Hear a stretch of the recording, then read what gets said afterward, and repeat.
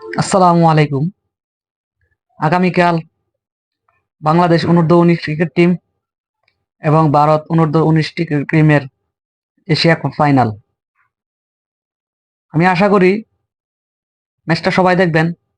বাংলাদেশ দুর্দান্ত ক্রিকেট খেলতেছে, কিন্তু একটা ম্যাচ বাংলাদেশ খারাপ করছে, তো এটা হতেই পারে, স্বাভাবিক।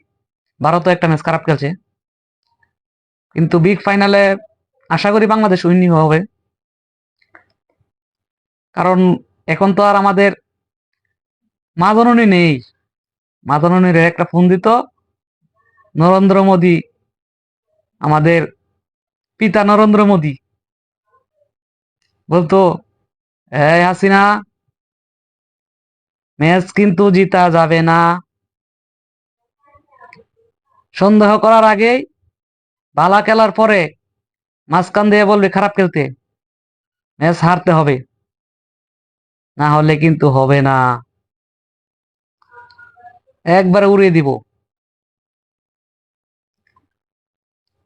ও আমার স্বামী, ও আমার স্বামী, আমি সত্যি তোমার কথা ছাড়া আমি কথা রাখতে না রাখলে আমাকে কি আর জায়গা দিবে?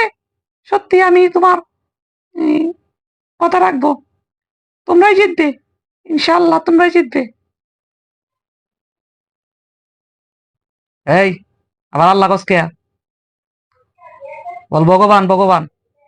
ঠিক আছে স্বামী মতি, ভগবান, ভগবানের আশীর্বাদে তোমরাই জিতবে। এখন তো আর সেটা হবে না। এখন আছে আমাদের ডক্টর মোহাম্মদ ইউনূস স্যার। আশা করি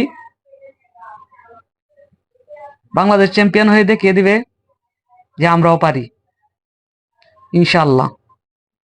চ্যানেলটা সাবস্ক্রাইব করবেন,